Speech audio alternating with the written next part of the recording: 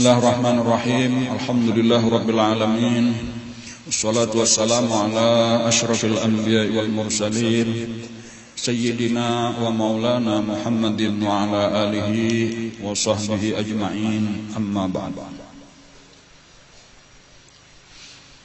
Alhamdulillah, puji dan syukur kita kembalikan kepada Allah Subhanahu wa taala atas limpahan taufik hidayahnya. Hari ini kita kembali bisa hadir di majelis ta'lim kita. Kita mempelajari sejarah hidup kekasih kita, pemberi syafaat kita, contoh teladan kita, idola kita, yaitu Rasulullah sallallahu alaihi wasallam.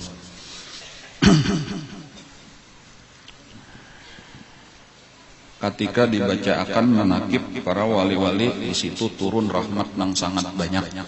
Apalagi nang dibacakan adalah manakibnya Rasulullah sallallahu alaihi wasallam. Nah, jadi artinya kalau kita bisa hadir di majelis nang kaya ini sangat untung sebujurannya kita. Kita sudah sampai kepada tahun ke-6 Hijriah. Nah, di antara peristiwa besar di tahun ke-6 itu peristiwa yang disebut dengan perjanjian Hudaybiyah. Nang di antaranya juga di waktu itu ada peristiwa yang disebut dengan Bai'atur Ridwan. Bai'atur Ridwan itu adalah bai'at di bawah pohon. Nah, disebut itu Bai'atur Ridwan karena itu keridhaan Allah. Jadi di dalam Al-Qur'an itu kisahnya keseluruhan ini diantaranya itu di dalam surah Al-Fatah. Ujar Allah di dalam Al-Qur'an, laqad radiyallahu 'anil mu'minin idz yubayyi'unaka tahtasy syajarah. Sungguh telah ridha. Nah, jadi laqad radiyallahu itulah nang diambil kata-kata tadi, bai'atnya itu nang menyebabkan keridhaan Allah nang sangat besar. Jadi disebut Bai'atur Ridwan. Laqad radiyallahu 'anil mu'minin, sungguh telah ridha Allah taala terhadap orang-orang beriman. Maksudnya orang beriman di situ adalah orang-orang nang empat mengadakan baiat. Idz yubayyi'unaka, ketika mereka berbaiat kepada engkau tahtas syajarah, di bawah sebatang pohon. Jadi di Hudaybiyah itu ada pohon. Nah, lalu disitulah Nabi duduk, lalu membaiat para sahabat-sahabat. Membaiat itu mengadakan perjanjian, dan mereka berjanji kepada Nabi untuk membela agama lah sampai mati, kada akan mundur. Nah, nang berbaiat kepada Nabi itu kurang lebih sekitar 1.400 orang. Nah, nang bersama lawan Nabi, nang asalnya tujuan mereka adalah untuk mengerjakan umrah. Nah, tetapi tertahan di Hudaybiyah. Nah, lalu ada berita bahwasanya Sayyidina Utsman nang diutus oleh Nabi untuk berbicara kepada tokoh-tokoh Quraisy itu dibunuh, padahal kada. Nah, lalu disitulah nang sahabat-sahabat dengan Nabi mengadakan perjanjian mengadakan baiat ada yang disebut Bai'atur Ridwan atau Bai'atus Syajarah. Fa'alima ma fi qulubihim, maka Allah mengetahui apa-apa yang ada di hati orang beriman. Artinya dasar bujuran ketika mereka berjanji membela agama wani mati, itu Allah tahu bahwa itu bujuran sampai ke dalam hati. Oleh karena itu maka Nabi memadahkan, ujar Nabi, seluruh orang yang mengadakan perjanjian atau Bai'atur Ridwan itu masuk surga. Barataan bubuhan nikam ini masuk surga kecuali saikong.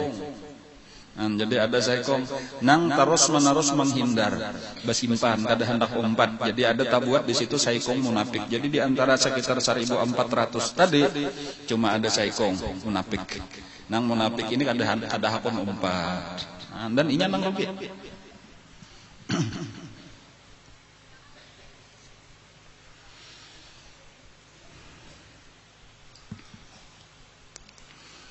Orang-orang Quraisy sesudah mengutus beberapa orang, nang terakhir nang diutusnya untuk berpandir lawan Nabi adalah Urwah bin Mas'ud. Nah, lalu memadahkan juga berita bahwa memang Nabi kada hendak berperang. Nabi cuma hendak melaksanakan umrah sebagaimana kebiasaan orang-orang Arab bebas berumrah itu. Tetapi orang-orang Quraisy sangat keberatan. Karena gengsi benar aja, musuh maka masuk ke kota Makkah. Padahal ini musuh. Walau tujuannya tadi bukan untuk berperang, tujuannya adalah umrah, tapi tetap aja gengsi tadi supan kita. Harus kita larang, makalah menang lain silahkan aja, amunang ini kada boleh. Adapun Nabi tadi memandang ini hak kami untuk mengerjakan umrah, seluruh orang bebas, kada boleh ada larangan umrah. Lalu disinilah kesulitannya. Orang Islam keras itu hendak umrah, orang karena memandang hak mereka. Orang Quraisy pun keras kada memberiakan karena merasa supan lawan orang Arab keseluruhan.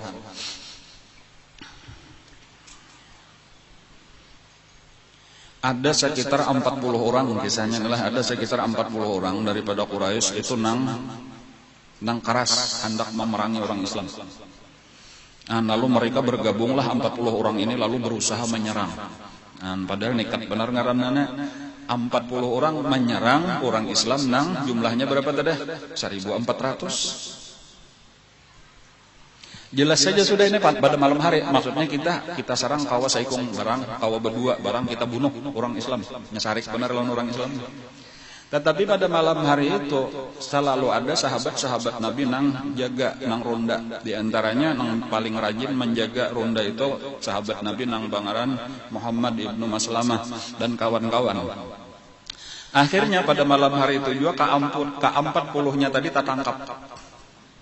Jadi kayak itulah tadi langsung dikapung oleh Muhammad ibnu Maslamah ini dan ditangkaplah ke-40-nya, dibawa ke hadapan Rasulullah. Lalu ujar Rasulullah, aku sekali lagi menekan-nekan lawan bubuhan ikam, kami kada hendak bakalahi. Jakanya kami hendak bakalahi, ikam ke-40-nya ini kami bunuh. Lalu padahakan, ikam silahkan bulik, kami lapas, padahakan sekali lagi bahwa kami kada hendak bakalahi. Itulah nang menguatakan akhirnya kada ada jalan lagi bagi Quraisy. Tanda bahwa Nabi dasar bujur kada hendak bakalah ini orang nang nyata-nyata 40 orang nih berusaha hendak membunuh sahabat-sahabat Nabi ya tuh dilapas oleh Nabi. Itu artinya Nabi menunjukkan maksud baik. Lalu akhirnya mereka orang-orang Quraisy itu mengutus seseorang nang ahli di bidang diplomasi kalau bahasa orang wahinana. Artinya politik, maulah perjanjian. Lalu dipasani jadi ngarannya Suhail bin Amr. Jadi Suhail bin Amr ini adalah jaka kayak kita wahinin apa yo bisa disebut menteri luar negeri, bisa juga disebut duta besar. Pokoknya bila berurusan lawan orang luar inilah nang ahli. Ada akan perjanjian urusan apapun paling hebat sudah negosiasinya, pepandirnya.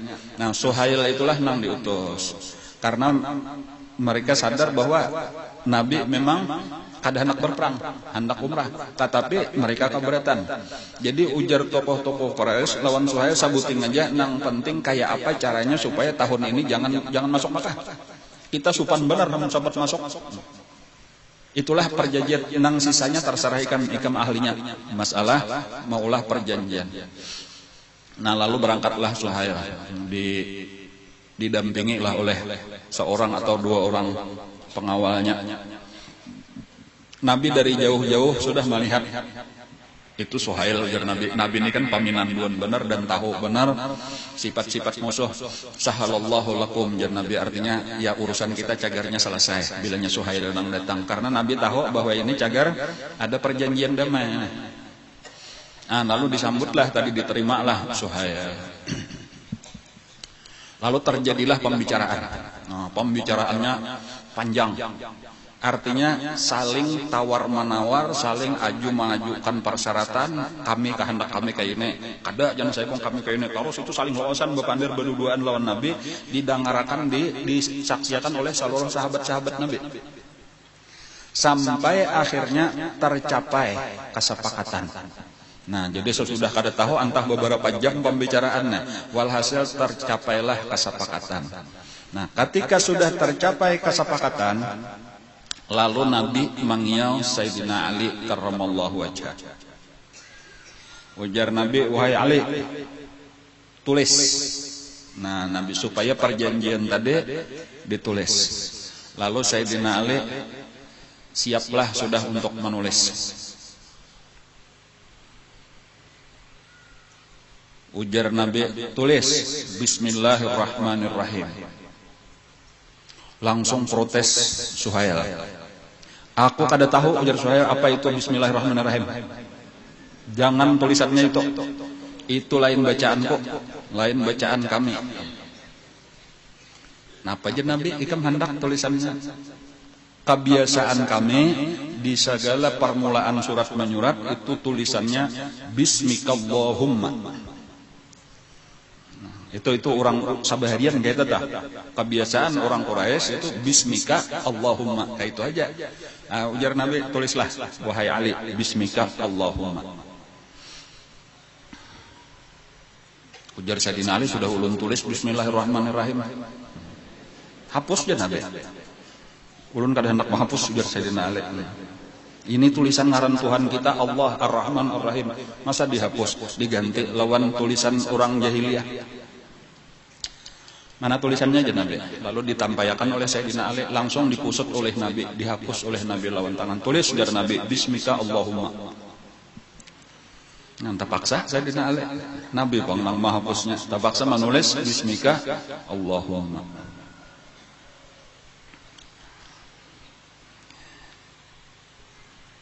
Apalagi wahai Rasulullah, ujar Sayyidina Ali, tulisannya pulang, ini adalah perjanjian. Kayak itu tulisan berikutnya tuh, cuma bahasa Arab nih lah, ini tarjamahnya aja nih. Ini adalah perjanjian antara Muhammad Rasulullah dan Suhail bin Amr. Ujar Suhail, kalau aku percaya ikam Rasulullah, kada sampak bakalahi kayak ini, kita aku langsung beriman.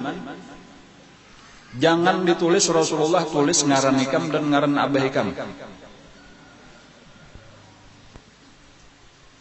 Ujar Nabi, tulis wahai Ali, ini perjanjian antara Muhammad bin Abdullah dan Suhail bin Amr.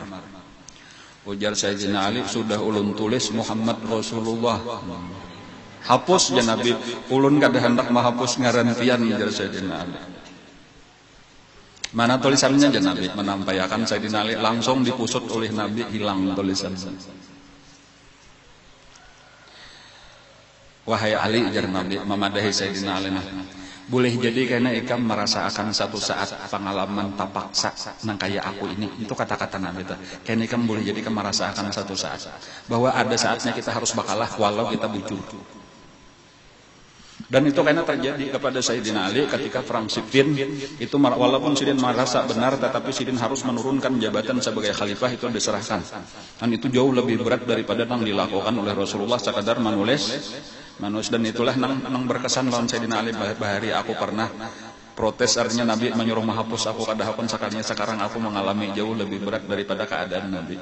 Dan itu hal-hal maka itu tuh pelajaran bagi sahabat-sahabat Nabi. Ya bahasa kita maasiha sudah ujar Rasulullah atau kada usah kita. Yang kadang-kadang para kita asa bujur ampun kita kayak. Walaupun bukan niatan untuk melawan Nabi kada, tetapi malah itu menunjukkan kesayangan lawan Rasulullah, kehormatan lawan Rasulullah. Aku pada biasanya menghapus ngaran Nabi ini biar mati. Aku kan kada rela aja kayak itu tandanya. Karena Nabi sendiri namanya nyuruh. Karena ada hikmah di balik semua itu. Dan lalu ditulislah seterusnya perjanjian. Jadi 2 buting itu tadi nang ditolak oleh Suhail bin Amr. Pertama, tapi jangan dimulai dengan Bismillahirrahmanirrahim, karena orang-orang kafir Quraisy itu kada kenal Ar-Rahman Ar-Rahim, itu kada terbiasa di dalam pendengaran mereka. Tetapi kalau Allah berataan tahu. Tetapi kalau nama Allah Ar-Rahman dan Ar-Rahim itu nang mengetahui adalah orang Islam. Dan kemudian yang kedua tadi ini belum mengakui kerasulan Nabi kita. Nah, lalu ini kada hendak ditulis Muhammadur Rasulullah, cuma ngarannya aja sama lawan inya supaya sederajat, yaitu ngaran dan ngaran abah. Nah lalu di antara isinya, lanang pertama isinya Hudaybiyah itu adalah gencatan senjata, tidak boleh ada lagi peperangan antara orang Islam Madinah dengan orang Mekah itu selama 10 tahun. Nah, itu nomor 1 perjanjiannya, jadi kada boleh lagi. Kemudian cuman ini nomornya kurang lebih aja nih nomor 1, 2, 3-nya. Untuk tahun ini Nabi kada boleh masuk ke kota Mekah, wajib berbulik ke Madinah. Tetapi diizinkan tahun depan. Jadi itu jalan keluarnya tadi, permasalahan utamanya di sini. Nabi tadi kata kawakada mesti umrah, itu hak Nabi sebagai orang Islam, sebagai orang Arab secara umum untuk mengerjakan umrah atau haji. Tetapi orang kafir Quraisy pun keberatan benar, karenanya supan benar apabila sampai Nabi musuh masuk. Lalu diambil jalan tengah, tetap tahun ini Nabi bulik. Tetapi juga supaya kada kalah sama sekali orang Islam, silahkan tahun dudi. Nah tahun dudi itu pun dengan syarat yang pertama harus memberitahu, wah apa kayaknya hendak pulang. Ketika Nabi sampai, orang-orang kafir Quraisy itu akan keluar dari kota Mekah. Jadinya kada hendak bertamuan lawan orang Islam. Dan waktunya boleh kena umrah cuma 3 hari di Mekah. Kemudian kada boleh membawa peralatan perang, kecuali sabuting pedang, dan karena kada kawa berpisah orang bahari lawan pedang, itu pun harus dipakai sarung dan diandak di atas unta. Dan itulah perjanjian utamanya. Jadi tahun ini tadi kada boleh ke umrah, kada boleh masuk Mekah, harus segera bulik. Tetapi boleh tahun kaina cuma selama 3 hari, dan memberitahu berdahulu lawan orang Mekah supaya orang Mekah keluar, dan kada boleh membawa peralatan perang. Nah kemudian tambahan-tambahan lagi diantaranya, setiap orang Mekah nang berusaha ke Madinah, bergabung dengan orang Madinah, setiap orang Quraisy nang berusaha untuk bergabung lawan Madinah sesudah perjanjian ini kada boleh diterima oleh orang Madinah, wajib dibulikakan ke Mekah. Tujuannya adalah supaya orang Islam jangan bertambah lagi. Jadi amunnya ada orang Quraisy nang hendak masuk Islam, tulak ke Madinah, itu kada boleh diterima, wajib dibulikakan kepada orang Quraisy. Tetapi seandainya ada orang Madinah, artinya orang Islam yang sudah ada di Madinah hendak berbulik pulang, inya hendak murtad, bahasa kasarnya itu wajib dibulikakan. Nah inilah sebenarnya yang paling berat dirasa oleh sebahagian sahabat-sahabat. Ini kada adil. Amun ada orang Madinah hendak ke Makkah, dibulikakan. Orang Makkah hendak ke Madinah, kada boleh. Kada adil ini nang keberatan. Tetapi Nabi menerima. Nang disitulah nang Sayyidina Umar diantaranya nang paling keberatan. Itu langsung memandiri, berdiri Sayyidina Umar mendatangi lawan Rasulullah. Wahai Rasulullah, kita ini orang Islam kalau iya aja Nabi. Bubuannya orang kafir kalau iya aja Nabi. Kita bujur kalau inya salah kalau kenapa maka kita sampai hakun bakalah kayaknya agama kita dikalahkan kayaknya. Ujar Nabi, seluruh yang aku lakukan ini adalah perintah dari Allah, dan Allah tidak akan menghinakan aku. Masih kada puas saja lagi Sayyidina Umar nih memandiri pulang lawan dihiga Sayyidina Abu Bakar. Kita ini bujur kalau iya Sayyidina Abu Bakar orang tuh salah kalau kenapa maka kita bakalah kada hendak benar. Ujar Sayyidina Abu Bakar, maasi-asih lawan Rasulullah, katanya tersalah. Itulah nang ujar Sayyidina Umar, apabila aku kagenangan, aku sesalnya luar biasa. Kenapa? Maka sampai aku emosi kayak itu, sampai seakan-akan wani lawan Rasulullah. Cuma kada lain dia tadi perasaan apa? Sayangnya lawan agama, atau kada hendak benar kalau agama Islam ini dihinakan. Cuma kayak itulah tadi ada hikmah di balik semua itu. Nah ada satu peristiwa nang mengejutkan juga di tengah-tengah penulisan itu tadi, tiba-tiba aja datang seseorang dari Mekah, sementara tangan batisnya masih berantai. Jadi tangan dan batisnya itu dirantai. Jadi inya luncat-luncat. Ngarannya Abu Jandal, gelarnya tuh Abu Jandal. Abu Jandal ini adalah anak Suhail bin Amr nang sedang mengadakan perjanjian lawan Nabi. Nah Abu Jandal itu masuk Islam. secara sembunyi-sembunyi. Bahkan kisahnya berdua bading masuk Islam. Lawan kalau kada salah Abdullah ibnu Suhail juga ibnu Ammar. Asalnya secara sembunyi-sembunyi, tapi ketahuan oleh Nang Abah, maka dipasung oleh Nang Abah berdua bading. Dan dipasung, dikurung di dalam kamar. Itu panjang kisahnya itulah. Cuma kisahnya kalau Abdullah itu ketika mendengar orang Quraisy itu hendak berperang, kalau kada salah perang Badar atau perang Uhud, cuma kalau kada salah perang Badar. Itu bepadah lawan bah bujurankah pian hendak perang lawan umat Islam. Inggi ya jenah Abah, mengka itu ulun umpat. Tapi kami Islam kalau ulun bae merasa menyesal. Ulun bae menyesal memusuhi pian, memusuhi meninggalkan agama pian, izinakan ulun menabus penyesalan ulun umpat berperang. Itu ujar Abdullah. Maka dilapaslah oleh Suhail, lalu umpatlah berperang. Tetapi ketika sampai ke Madinah, Abdullah ini buka bergabung lawan orang Islam. Nah, kayak jadi sudah Abdullah itu sudah jadi orang Islam. Adapun Abu Jandal itu nang ading ini takutan nang kakak itu toh kada tapi wani apa jadi terpaksa berenai aja di rumah, dan itu bertahun-tahun dipasong itu tadi toh kada dilepas oleh abahnya di rumah. Nah, pada waktu Suhail ini diutus tadi untuk bertamu Nabi, disitulah inya kawa melariakan diri mendengar ada Rasulullah dan sahabat-sahabat di Hudaybiyah. Kan kasihan benar tuh beberapa kala loncat-loncat hendak mendatangi Nabi.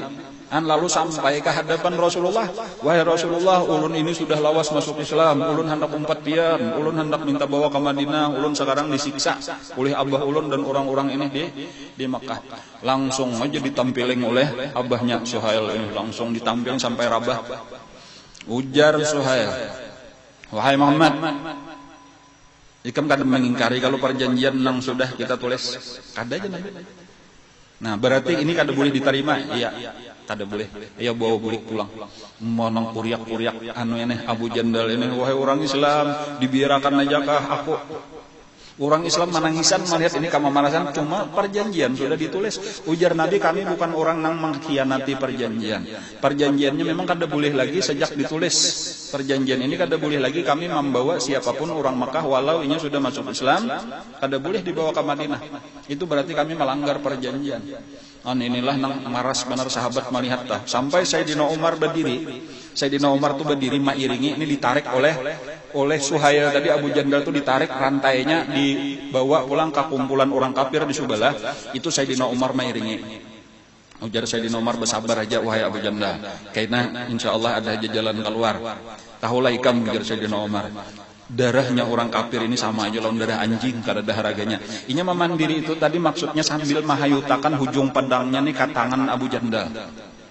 Hendak benar ujar Sayyidina Umar, aku Abu Jandal ini paham maksudnya cabut pedang nang di pinggangku ini nabunuh abah. Karena kan ada perjanjian apa-apa, ini bebas saja tasarahnya, nang kada boleh tadi Nabi nang gencatan senjata tuh ini orang Makkah, antara Madinah lawan Makkah gencatan sadam sama orang Makkah kada ada masalah, lalu bunuh aja lalu Makkah. Tetapi Abu Jandal tadi penakutan orangnya kada wani, maka dibulikakanlah pulang ke rumahnya, dikurung pulang di rumahnya. Nabi sendiri mamasani, bersabarlah wahai Abu Jandal, ujar Nabi, banyak aja orang-orang nang sanasib lawan ikam, aku mendoakan mudah-mudahan karena Allah memberi jalan keluar. Dan itulah didoakan Nabi itu. Cuma pada waktu itu toh perhatian sedihnya luar biasa orang Islam melihat nang kakak itu tadi. Nah, lalu sesudah tuntung ditulis perjanjian, buliklah Suhail beserta nang lain-lain lagi. Lalu mereka mahadang, tapi nya kada nang langsung bergabung pulang lawan orang kafir, mereka mahadang sampai Nabi bulikan supaya segera berbulik pulang ke Madinah. Sementara Nabi dan sahabat-sahabat itu masih berpakaian ihram. Karena mereka sudah mengambil miqat di Bir Ali sudah, tinggal melaksanakan masuk ke kota Makkah aja lagi, tawaf sa'i bercukur selesai. Tetapi mereka tertahan. Jadi sahabat-sahabat pun mahadang nampak nang hendak dikerjakan Nabi. Sementara unta-untanya cagarnya banyak sudah tawaf sa'i bercukur itu bakurban, artinya disumbalih unta lalu dibagi kepada fakir miskin. Dan Nabi membawa 70 unta.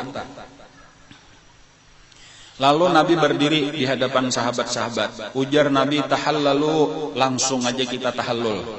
Dan jadi itulah ketika kita berniat hendak berhaji ataupun berumrah, lalu terhalang oleh apapun kada kawa melaksanakan, maka langsung aja tahallul. Dan sisanya itu bayar dam, kayak itu aja tadi. Jadi pas saja sudah ada damnya Nabi tadi. Walaupun cuma sekadar 70. Cuma 70 itu waktu itu dianggap oleh Nabi cukuplah gasan 1.400 orang. Walaupun karena sesudah itu ditetapkan damnya itu saikung kambing atau unta bertujuh aja kayak itu. Cuma pada waktu itu dianggaplah oleh Nabi satu unta itu cukup untuk 20 orang. Walaupun karena nang seterusnya cuma 7 orang kan mulanya bila 70 itu cukup untuk 1.400. Ujar Nabi, tahallalu, ayo bercukur barataan. Ranai barataan sahabat. Karena barataan sedih, kecewa, isi hati tuh, galau bahasa kita tuh barataan. Sampai 2 kali Nabi kita tahallalu, ujar Nabi, ayolah kasih bercukur, kita hendak bulikan. Saikung ada danang bergerak mandam barataan sahabat. Sahabat-sahabat berdiam terus terang tadi pertama kecewa karena Nabi sudah memadahkan aku dan Nabi kan mimpi melihat kita nih tawaf sa'i bercukur di Mekah aman ya itu mimpi itulah asal usul kenapa tulakan hendak berumrah sekalinya kada mengira kayak ini permasalahan di tengah jalan malah tujuan tadi kada terjadi. Lalu akhirnya ketika melihat sudah 2 kali Nabi memerintah sahabat-sahabat kada danang bergerak maka sedihlah Rasulullah. Kenapa maka pandirku kada didengarakan umat lagi, kada didengarakan sahabat? Kenapa maka kada denang maasinya lagi? Masuklah Rasulullah ke kemah Sidin dengan wajah sedih. Nah, waktu itu nang di dalam kemah bini Rasulullah kan Rasulullah kemana aja itu diundi salah satu daripada bini Sidin. Nah kebetulan waktu itu nang kana giliran adalah Ummu Salamah. Nah, jadi kalau kisah perjanjian Hudaybiyah ini nang umpat lawan Nabi adalah Ummu Salamah sebagaimana nang tadahulu waktu Bani Mustalik itu nang umpat Siti Aisyah nang sampai terjadi kisah hadisul ifki semalam. Ada nah ini Ummu Salamah. Hindun kalau ngaran Sidin lah Hindun Ummu Salamah.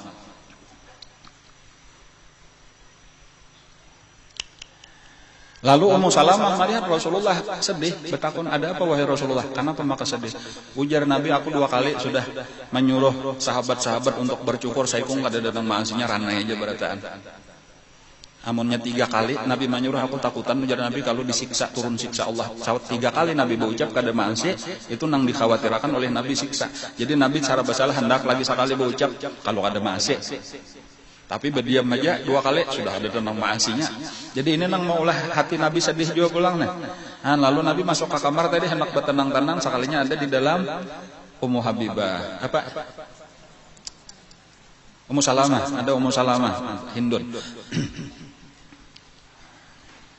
Nah disinilah nampak kebijakan seorang perempuan. Nah ini bagus juga pelajaran. Jadi dengan tenang Ummu Salamah ini adalah pemikiran kecerdasannya. Wahai Rasulullah ujar Ummu Salamah, sabujurannya pian kada perlu bepandir lagi. Karena tadi bila bepandir kalau ada maasi, kena malah mencelakakan lawan sahabat-sahabat pian Allah Taala sarik. Jadi pengjan Nabi kayak apa menurut pendapat ikam? Menurut pendapat ulun, pian keluar aja dan kada usah bepandir napa apalagi pian kada usah bepandir, langsung aja pian bercukur. Di tengah orang banyak. Inya jadi sahabat-sahabat itu kada bercukur, kada maasi, inya masih menghadang-hadang kalau ada malaikat Jibril turun membawakan perintah dari Allah. Nang supaya kada jadi bulikan karena mereka hendak benar sudah masuk ke Makkah dan siap bakalahi sebujurnya siap mati sudah mengadakan perjanjian dah. Tetapi apabila pian nang bercukur berarti sudah jelas memang keputusan sudah selesai. Lalu kayaknya berataan 4 dan itulah nang dikerjakan Nabi bujur ujar Nabi pendapat ikam. Ini tadi itu jadi bagus juga nih pimpinan memberi solusi ngarannya tuh nang terbaik dan itulah nang dilakukan oleh Ummu Salamah. Lalu keluarlah Nabi kita. Nabi kada memandiri lagi manoleh higeun kada lawan sahabat-sahabat lalu mengawai Nabi lawan tukang cukur lalu dijurungi Nabi pisau lalu bagundul Nabi di tengah orang banyak. Jadi sahabat-sahabat melihat Nabi sampai habis rambut Nabi gundul sama sekali. Lalu Nabi berdiri mendatangi unta, lalu disumbalih oleh Nabi unta Sidin. Nah melihat kayak itu sahabat-sahabat langsung aja saling bagundul bagagantian. Cuma aja nya ada nang sambil hati nih magun aja lagi kada nyaman. Banyak nang berderahan kepala apa habisan nganta. Nya tagasot mano nih asas harik-harik aja lagi tuh manggitir-gitir ta. Jadi banu saya kada besing aja Bang. Jadi banyak nang pina berderahan kepala nih sahabat-sahabat bagundul nyata. Lalu Nabi manihatakan alhamdulillah artinya sahabat-sahabat sudah nah. Cuma sekalinya masih tabagi dua.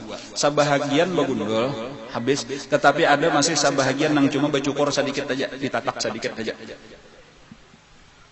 Lalu ujar Nabi, rahimallahul muqassirin. Rahimallahul muhalliqin, ujar Nabi kaita. Mudah-mudahan dapat rahmat Allah orang yang bagundul, ujar Nabi kaita. Jadi ujar sahabat nang lain, wal muqassirin ya Rasulullah, nang bacukur bener aja begunting sedikit, mudahan dapat rahmat juga. Rahimallah al-muhalliqin, ujar Nabi nang kedua kali. Mudah-mudahan diberi Allah rahmat orang nang begundul. Lalu nang becukur kan hendak juga. Wal muqassirin wahai Rasulullah, kami nang becukur bener aja hendak juga rahmat Allah. Nabi kada menyahute. Sampai 3 kali ujar Nabi, rahimallah wal muhalliqin, diberi rahmat Allah lah orang nang begundul. Lalu ujar sahabat nang lain, wal muqassirin ya Rasulullah, hanya ujar Nabi wal muqassirin. Lalu ada nang batakon, kenapa wahai Rasulullah pian mendoakan nang bagundul 3 kali supaya dapat rahmat, sementara nang bacukur sedikit aja didoakan sekali aja. Ujar Nabi, karena nang bagundul itu kada ragu-ragu lagi lawan perintahku. Ada ikam nang bacukurnya masih ragu-ragu lagi, artinya sedikit aja dulu. Kalau kita jadi aja masuk ke Makkah kayaknya masih ada rambutnya, sudah habis ngalih pulang. Ada ini tadi kada ada ragu-ragu lagi, langsung Nabi bacukur bagundul, barataan bagundul. Cuma kayak itulah tadi toh masih kecewa lah, bulikan, jadi bulik dari Hudaybiyah bulikan ke Madinah itu masih dalam keadaan kecewa. Di antaranya salah satunya nang kecewa tadi siapa? Sayyidina Umar Ibn Khattab. Ujar Sayyidina Umar, wahai Rasulullah, ini di jalan pulang nih bepandir aja lagi lawan Nabi. Wahai Rasulullah, bukankah pian tamimpi malihat kita tawaf, sa'i, bercukur, begundul? Iya, ujar Nabi. Laqad sadaqallahu rasulahu ru'ya bil haqq. Sungguh Allah telah membenarkan mimpi nang dilihat oleh Rasulullah itu adalah mimpi nang benar. La tadkhulunnal masjidal harama insyaallahu aminin. Sungguh pasti kalian akan masuk ke dalam Masjidil Haram dalam keadaan aman, kada ada nang mengganggunya, tawaf, sa'i, bercukur. Muhalliqina ru'usakum wa muqassirin. Kaina ada nang bagundul habis, ada juga nang bercukur sedikit saja. La takhafun, tidak ada nang ditakutkan.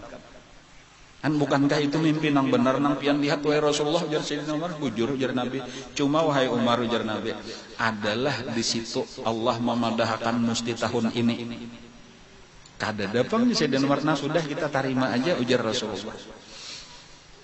Datang pulang kena kanu Sayyidina Abu Bakar, wahai Abu Bakar ujar, bukankah mimpi nang dilihat Nabi itu benar? Bujur ujar Sayyidina Abu Bakar, kenapa aja maka kita berbulik?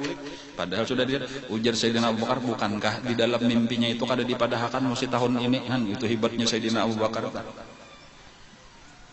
Dan itu insya Allah kena kejadian pada tahun berikutnya. Jadi tahun ke-7 Hijriah, ini tahun ke-6 tadi berbulik, tahun ke-7 pas setahun kena Nabi akan umrah. Nang disebut dengan Umratul Qadha. Nah, cuma lawas lagi kisahnya nih, masih 1 tahun lagi.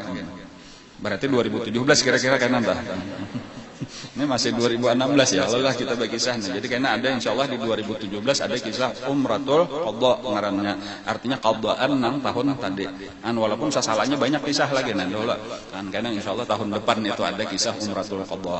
Nabi kita mengerjakan umrah, dan inilah tadi kenyataan nang dilihat di dalam mimpi Nabi itu tadi, aman, situ kada ada gangguan apa-apa. Bahkan karena bulikannya Nabi dapat bini. Tambahan bonus sekalinya dapat bini Siti Maimunah, itu bini Nabi nang terakhir itu di waktu Umratul Qadha, bini Nabi nang ke-9.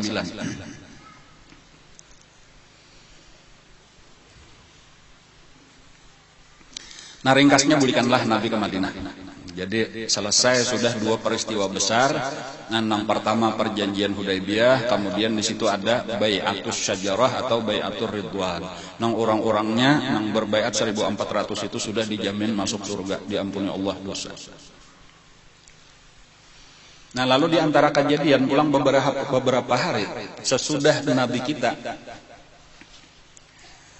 sampai ke Madinah, tiba-tiba aja datang seseorang dari Mekah nang melarikan diri masuk Islam, lalu inya melarikan diri dari Mekah hijrah ke Madinah. Ngarannya Abul Basir. Jadi Abul Basir ini adalah orang Mekah nang hijrah ke Madinah sesudah perjanjian Hudaybiyah. Padahal disyaratkan tadi Nabi kada boleh lagi menerima, wajib membulikakan. Nah, tapi kayak itulah nih ujian-ujiannya nih. Kenapa jaka bahasa kita ikam maka wayah ini hanyar datang jaka bahari-bahari. Kan kayak itu tah. Cuma kayak itulah sudah kenyataan kisahnya. Nah. Abul Basir ini datang tadi deh. Kan sebagaimana Abu Jandal tadi pas menulis perjanjian sudah ditulis perjanjian hanyar datang. Ada nah ini malah Nabi sudah ke Madinah hanyar datang. Kada lawas datang Abul Basir lalu pada wahai Rasulullah ulun sudah masuk Islam. Ulun hendak empat badiam di Madinah. Di situ kami disiksa.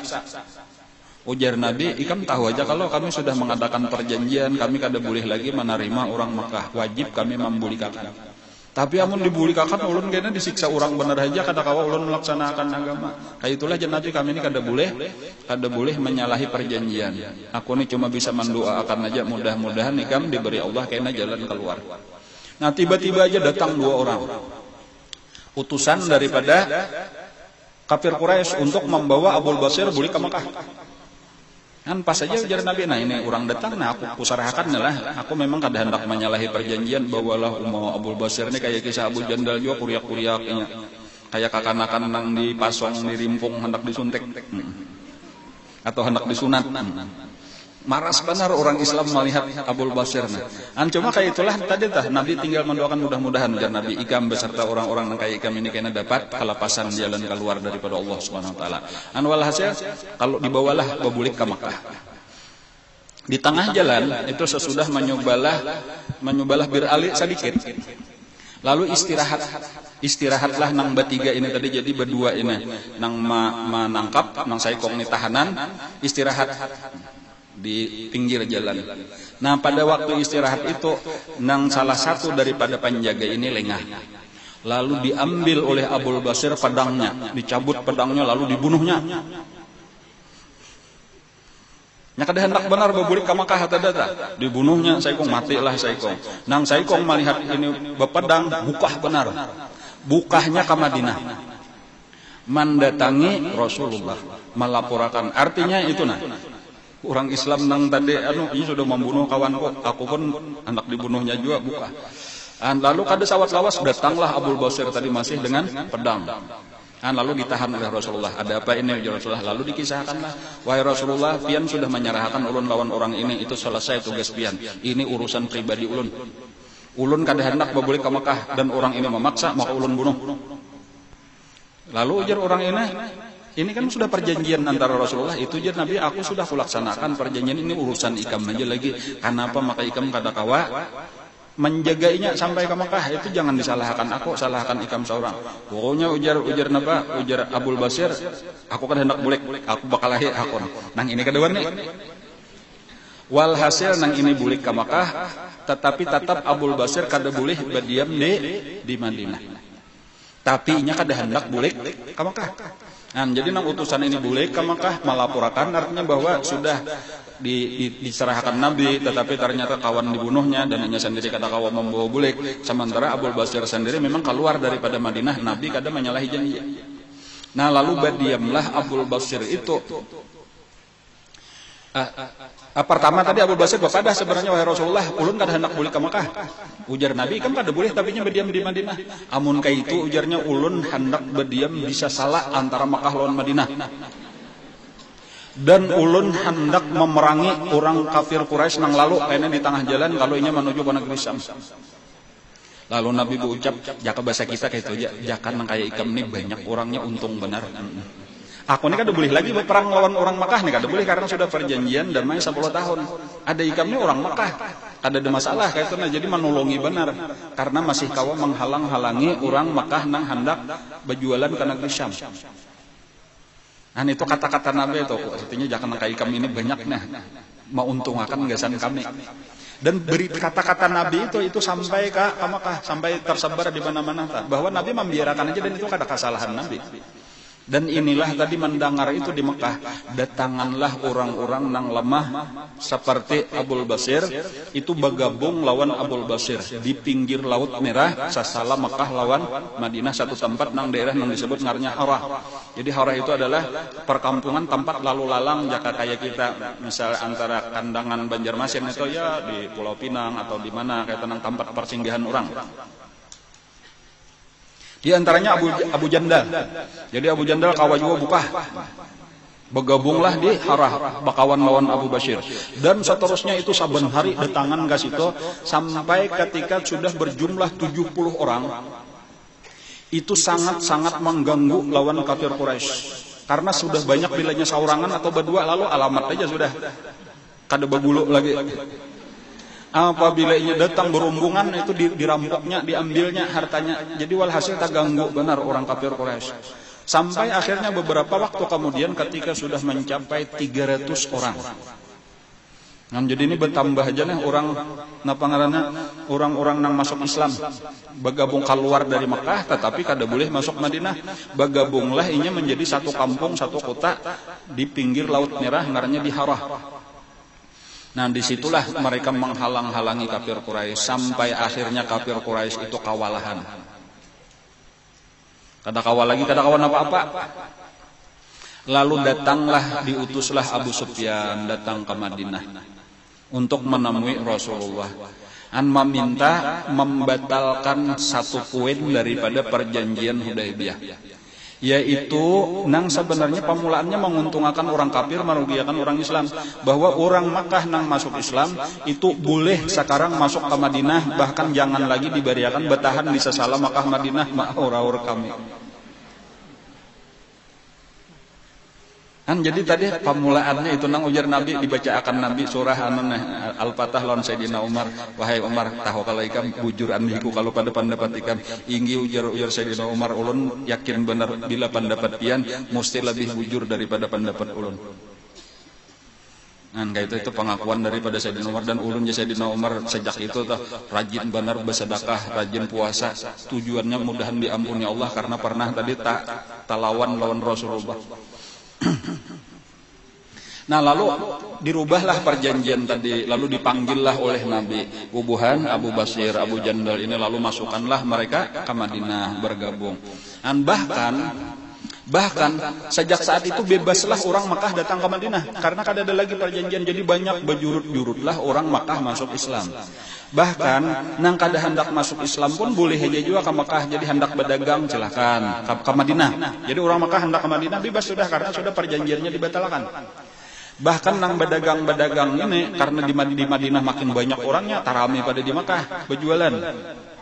Tapayo, dan apabila sudah sampai ke Madinah lalu melihat orang-orang Islam di Madinah, inilah hebatnya dan ini yang penting kita pelajari itu.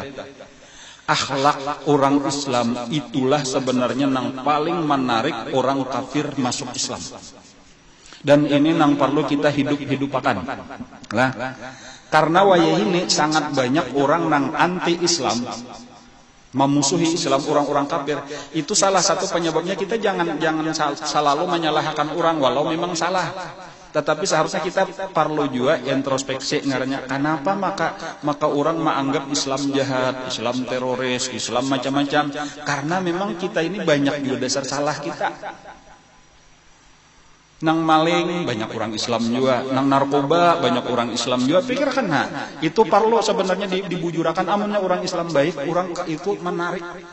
Dakwah dengan hal ngarannya, dengan kelakuan itu lebih hebat daripada dakwah dengan perkataan. Dan itulah baharinan kenapa maka orang kafir berbondong-bondong masuk Islam. Dan ini yang luar biasa, terutama misal di Indonesia. Nah, kita ini bacaannya terbanyak orang Islam. Tetapi malah sulit benar kita dakwah memboi orang masuk Islam, bahkan benarnya orang murtad saling banyakan. Kenapa? Karena kita sendiri kadang mencerminakan kelakuan orang Islam. Dan di mana-mana kayak itu, di Arab kayak itu juga tuh, di Indonesia, di Arab, di luar negeri kayak itu juga.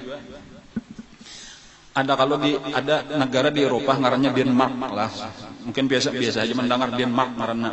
Di situ berapa kali sudah orang berulah kartun kartun tuh lukisan Rasulullah sebagai penjahat, ada yang membawa bom, ada macam-macam lawan bibinian dianukannya, punya menghinakan Rasulullah luar biasa. Itu Denmark. Nah, itu salah satu penyebabnya adalah memang itu jahat, orang-orang kafir itu jahat dah. Cuma di situ nang perlu kita ketahui, di Denmark itu orang Islam 5%. 5% aja, 90% orang non-Islam. Tetapi 95% orang kafir, 5% orang Islam. Tetapi nang di dalam penjara, nang maling, narkoba, perampok, pemerkosa, 85% orang Islam. Kayak itulah keadaan orang Islam lah. Jadi Islam ini banyak benar nang jauh daripada agama Islam. Kan jadi kita melihat kayak itu orang-orang Islam tapi banyak benar nang kada mengerti agama Islam, dan ini nang merusak citra Islam. Jadi di Indonesia tak masuk kaitan, maaf belum nih model kayak taka politik sedikit Bapak. Coba kita lihat ya, di negara kita nah. Islam itu selalu terkebelakang. Pemimpin, walau ngarannya Islam tuh, cuma ngarannya benar aja, cuma kada pernah bujur-bujur Islam, artinya kada pernah memperjuangkan syariat Islam, kada pernah berusaha memajukan agama Islam, berebut pangkat, berebut duit, pak iyanya korupsi, pak iyanya. Tapi nang bujur-bujur mau usahakan agama Islam untuk maju, kada atau jarang benar, bahkan kalah terus. Nang manang orang sekadar Islam di KTP-nya memanfaatkan orang Islam supaya mendukungnya, tetapi caranya sudah kada Islam, yaitu diberi duit asal hakun memilihinya.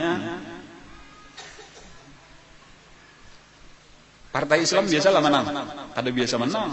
Syariat Islam biasalah dipikirkan supaya dilaksanakan, kada pernah. Bahkan dianggap kejahatan bila orang hendak tapandir syariat Islam.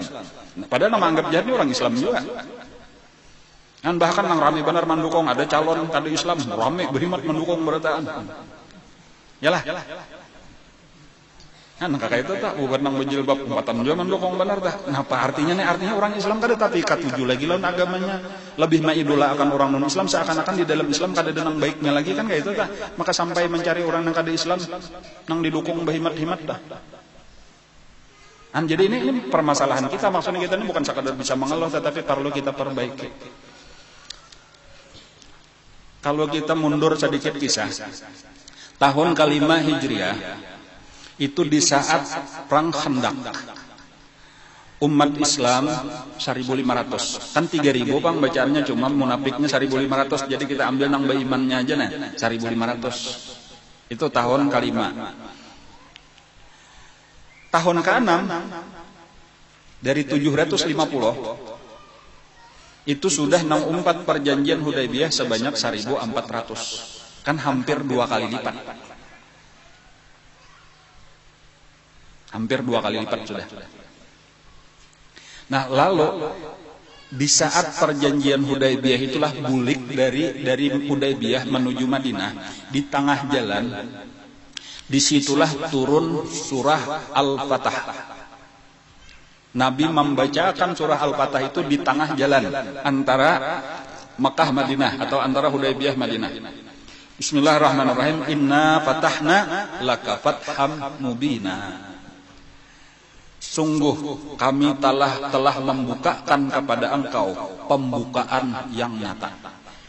Itu sahabat-sahabat diantaranya bingung, kita ini kalah, maka dipadahkan ini arti fathan mubina itu kan kemenangan, arti terbuka itu kemenangan, kalian mendapatkan kemenangan besar. Sementara kita kalah. Sampai ada yang bertakun, wahai Rasulullah, artinya fathan mubina itu iya perjanjian Hudaybiyah ini tadilah. Iya aja Nabi. Kan cuma kada mengerti aja lagi. Kenapa? Maka ini kalah, maka dipadahkan menang. Tetapi maksudnya terbuka agama Islam itu. Nang pertama lah secara politik. Orang kafir berarti sudah mengakui keberadaan orang Islam. Artinya kawa sudah duduk sejajar. Jadi ketika kita kawa duduk sejajar, itu berarti sudah diakui orang keberadaan kita. Islam, Madinah, lawan orang kafir Quraisy, Mekah, itu berhadapan lalu mengadakan perjanjian. Masalah isi perjanjian, kurang lebih aja. Artinya temanang sedikit, tak kalah sedikit, itu secara zahir benar aja. Cuma pada dasarnya kan pengakuan, seandainya mereka kada mengakui, kada akan duduk samija berhadapan. Jadi itu sudah satu kemenangan. Tetapi yang lebih daripada itu sebenarnya, dari situlah umat Islam itu semakin dikenal orang dan semakin membuat orang penasaran. Akhirnya tadi berbondong-bondonglah manusia masuk Islam. Sebagai contoh tadi orang-orang Mekah saling banyakan yang masuk Islam.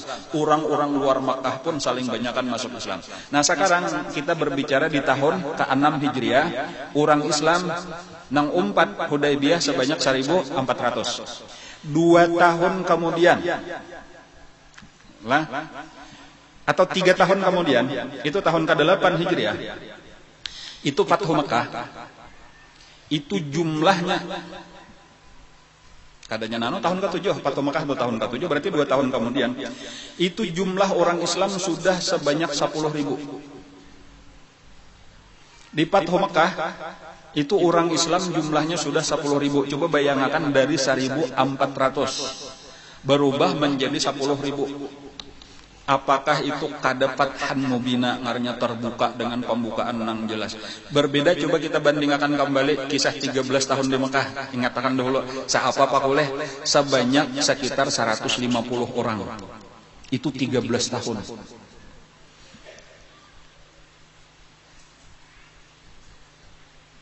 Sekarang sudah tahun ke-6, 1.400. Lalu di tahun ke-7 itu terus berbondong-bondong.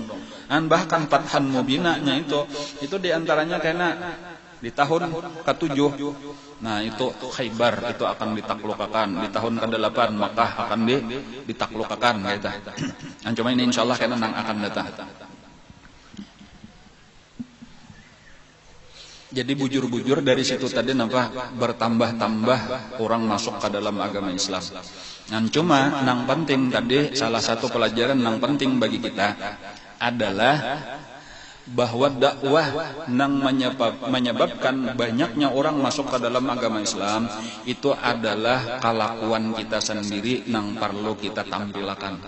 Jadi bukan berarti nangaran dakwah itu harus bisa ceramah, harus bisa khutbah, harus bisa bacaan, kan? Kelakuan kita sehari-hari ini kita tampilkan sebagaimana nang dilajarakan oleh agama kita, itulah nang akan menarik perhatian orang. Baik di kalangan agama Islam sendiri nang belum mengamalkan Islam, dan ini nang paling penting. Jadi dakwah kita ini bukan hanya kepada orang kafir supaya memeluk agama Islam, tetapi sebenarnya yang lebih penting kepada orang Islam sendiri yang belum peduli dengan agamanya supaya memperduliakan agamanya. Atau bahasa lain, yang lebih baik bagi kita adalah mengislamakan orang Islam. Yang jelas kalau lah. Jadi banyak benar lagi orang Islam nang pakaiannya kada pakaian orang Islam.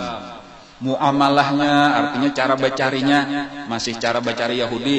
Nah kayak apa supaya inya hakun juga melaksanakan agama Islam. Ini bagian daripada dakwah kita. Pergaulannya kayak itu juga macam-macam, seni budaya, apakah lagi itu politik, berataan kada Islam kayak apa supaya inya hakun Islam.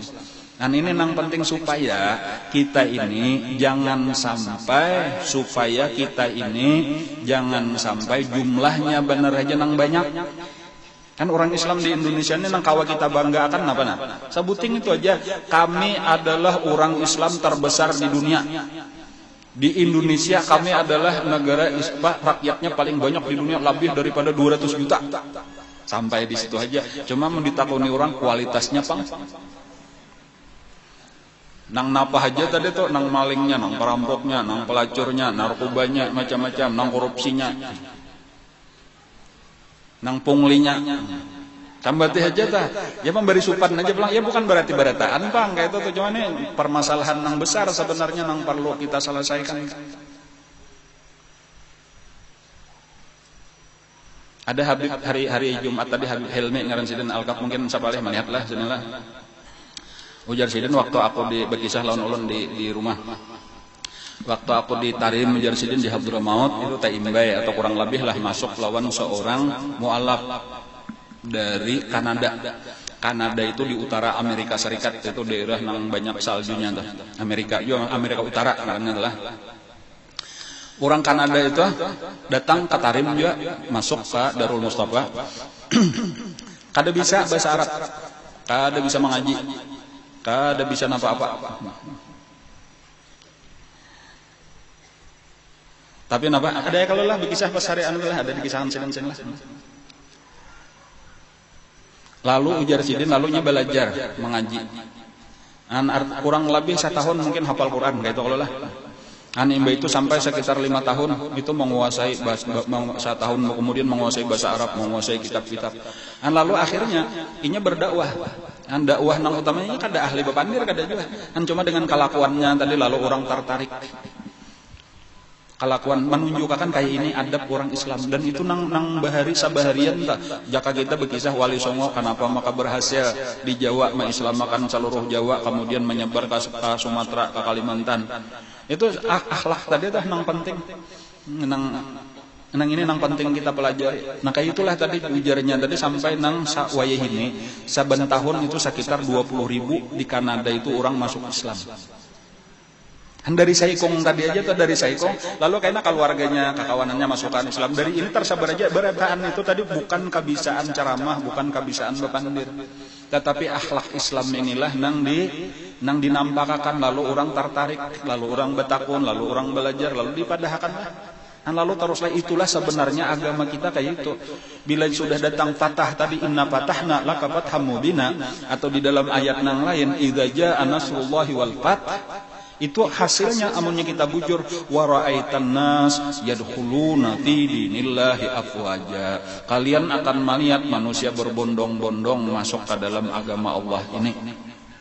Jadi walaupun kan 2 macam tadi tuh bisa orang Islam nang asalnya kada tahu agama wah ini mulai tertarik umpat ke majelis taklim nang dahulu paling hebat sudah masuk sekolah umum wah ini sudah mulai ketujuh memasukkan anak ke pesantren. Ini bagian daripada tabuka aja tah.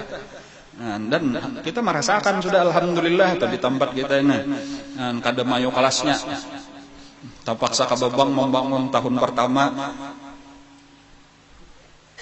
3 kelas kalau lah tahun pertama 3 kelas ME kita nih 3 kelas tahun kedua kada kawal lagi banyak nang bertambah 4 kelas tahun ketiga berapa 5 kelas.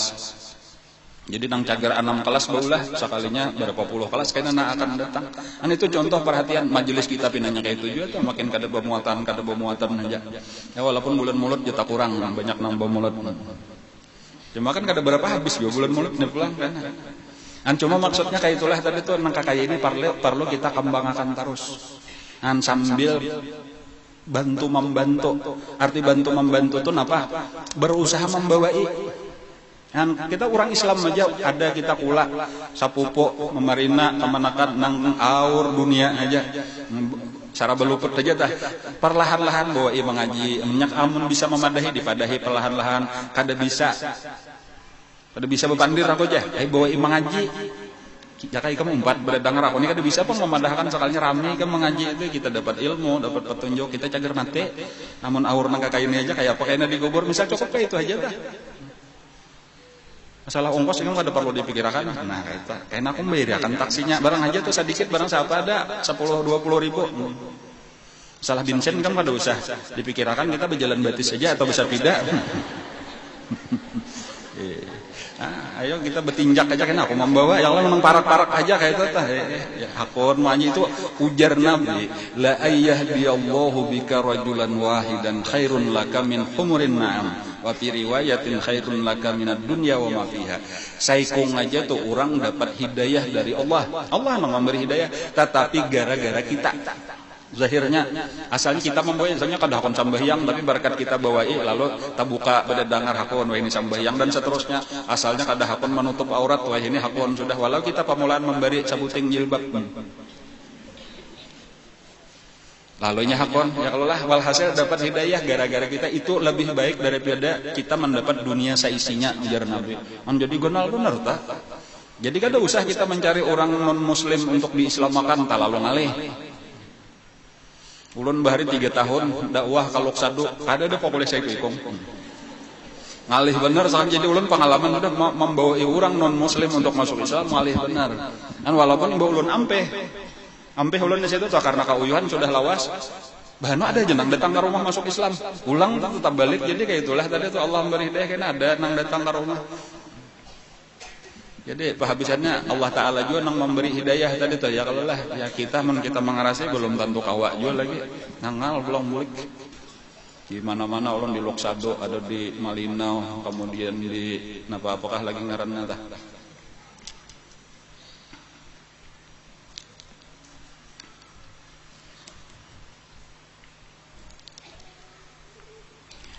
Nah lalu Allah Ta'ala memerintah ulang lawan Nabi kita untuk menuntaskan musuh-musuh Islam. Nah, untuk menyebarkan dakwah ini memang penghalang-penghalang ini perlu dibuangi. Jadi diantaranya adalah kenapa aja maka di dalam agama Islam terutama di awal-awal Islam itu banyak benar peperangan.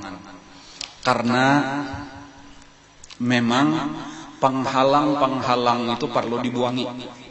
Penghalang-penghalang dakwah, penghalang-penghalang hidayah.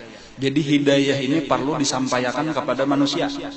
Nah, ketika ada yang menghalangi, maka wajib dibuangi. Dan yang memerintah untuk membuangi ini Allah Ta'ala juga.